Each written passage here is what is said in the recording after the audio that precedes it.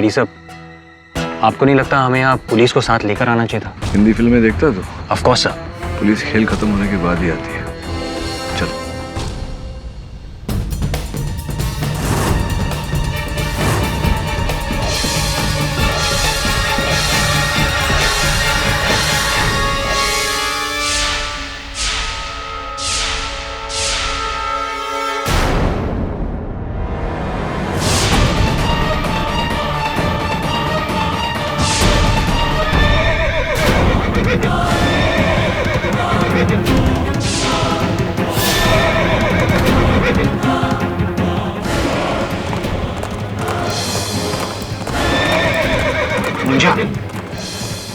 ऊंजा नहीं, ये कोई दूंजा है तो इस पत्थर की चमक से खींचा चला रहा है।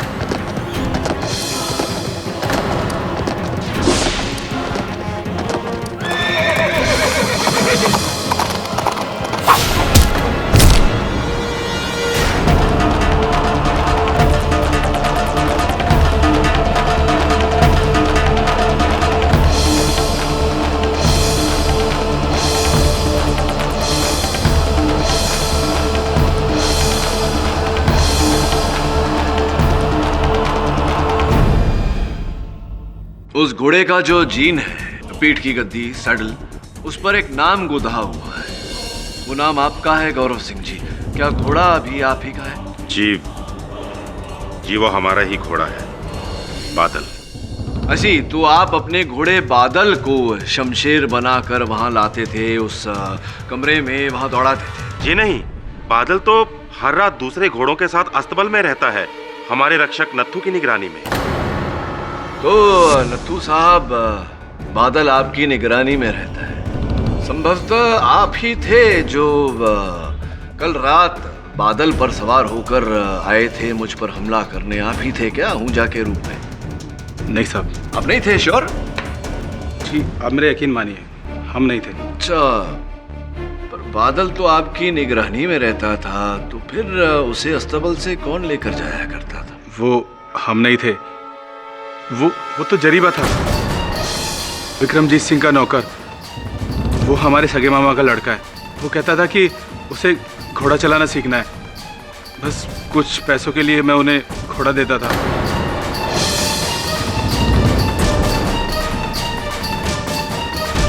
तो जरीबा साहब, घोड़सवारी सीख रहे हैं आप, वो भी रातों में?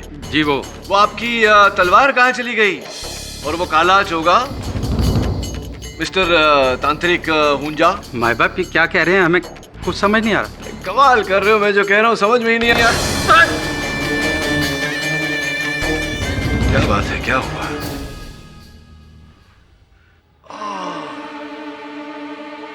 याद आया, ये वही कांधा है जिस पर आप कल रात उस घोड़े पर से गिरे थे।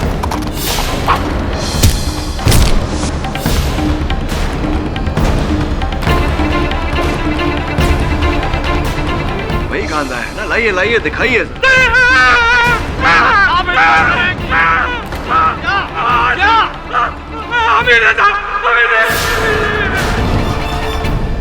तुम पाठक साहब, एडीसी वीरमन ने वो जो बयान दिया, वो सारा जुर्म उसने जो कबूल किया, वो हाँ, वो उनके मन में जो घटनाएं घट रही थी उसका पश्चाताप था। किंतु जब मैंने उनसे कहा कि उन्हें प्रायश्चित करना चाहिए, तो मेरी बात को वो समझे, मान गए वो मेरी बात। तो तांत्रिक हुंजा उर्फ जरीबा उर्फ काले चोगे में घुड़सवार भी स्पष्ट हो चुका है कि ठाकुर उदय सिंह राठौर की हत्या आप ही ने की। जी हाँ।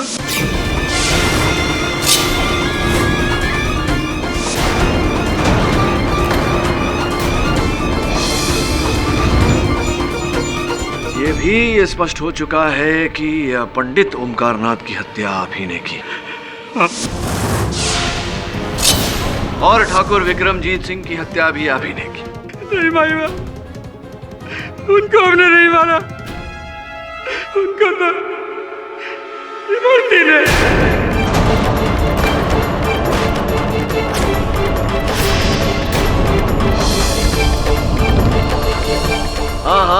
इमरती जी ने उन्हें मारा, लेकिन ये षड्यंत्र का रचयिता केवल इमरती तो नहीं, आप दोनों की मिली भगत है, आप दोनों की मिली जुली रास लीला।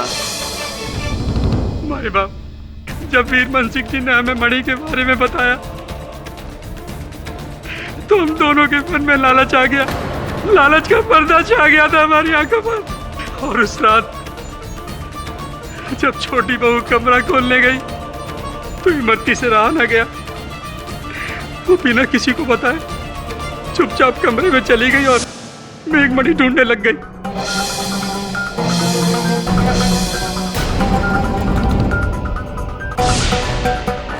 कौन है?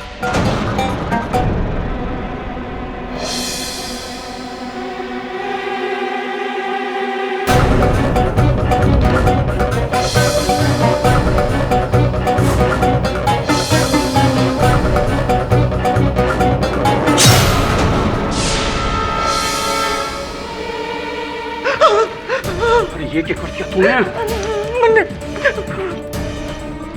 ये ठाकुर का क्या कर दिया? मरवा दिया तू अपनी मरती। क्या करती? इधर में कोई ना बचा सकता। मैं डर गई थी, कहीं हुकुम ने मैंने देख लिया तो इसलिए। अरे अब इसका क्या करें? अब क्या होगा? जरा मुझे बचा ले, मुझे बचा ले। सोच। अरे सोचने दे। मारो मातो तो काम नहीं करे, क्या करें? हाँ, एक तरीका है। बोल बोल। छोटी बहू के कमरे में मैंने एक चिट्ठी देखी थी, उसमें 400 एकड़ जमीन के बारे में लिखा था और वो जमीन के कागज ठाकुर साहब के कमरे में है। बस ये मने रास्ता मिल गया इमरती। वो कागज में ठाकुर के कमरे से निकाल के इस कमरे में कहीं रख देता हूँ और छोटी बहू तो गई काम से। तो एक काम कर, खून लेके उसकी चप्पलों पे लगा डाल और ध्यान रखिए मैं अभी गया और अभी आया।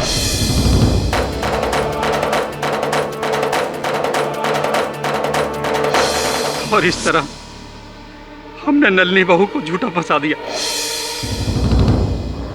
किंतु जिस वस्तु को प्राप्त करने के लिए ये सब किया आपने, वो मेघमणि, वो कहाँ है? नहीं, लेकिन फिर मुझे एहसास हुआ कि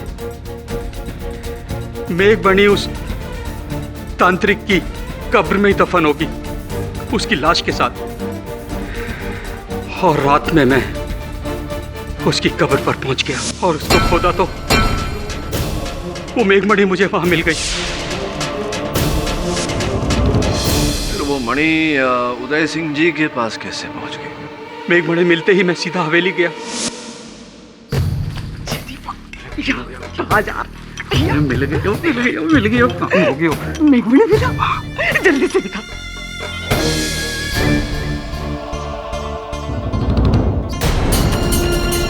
क्या? हवेली आते में लगता है पत्थर कहीं गिर गया। और वो पत्थर हवेली में ही कहीं गिर गया और छोटे हुकुम को मिल गया।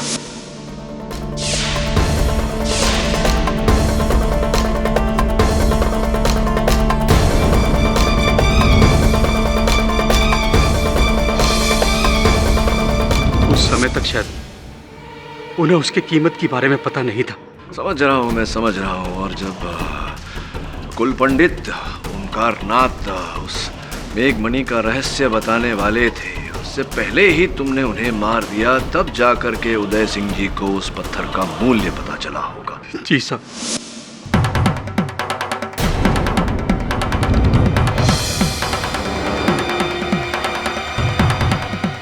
और उस रात जब छोटे हुकुम उस मणि को बेचने जा रहे थे, हमने रास्ते में उनको मार डाला और वो पत्थर छीन लिया। पर वो तो नकली था। अरे नहीं नहीं जरीबा जी, वो तो असली पत्थर था। नकली पत्थर तो ये रहा मेरे पास, ये देखिए।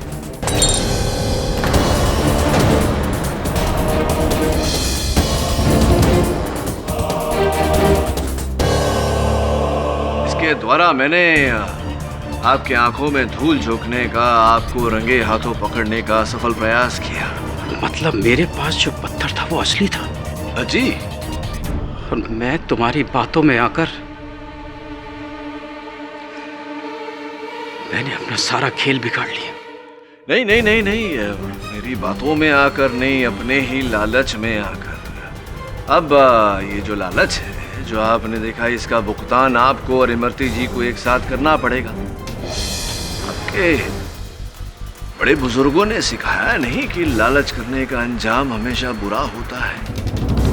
The defence rest your honour. ये अदालत ठाकुर विक्रमजीत सिंह राठौर, ठाकुर उदय सिंह राठौर और पुजारी ओंकार नाथ की हत्या के जुर्म में जरीबा और इमरती देवी को दोषी मानते हुए गिरफ्तार करने का हुक्म देती है और नल्ली राठौर को बेगुनाह घोषित करते हुए बाइज्जत बरी करती है। The case is closed.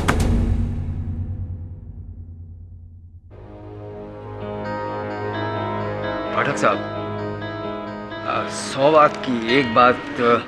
कभी कभी एक बात में से 100 बातें निकल आती हैं। क्यों?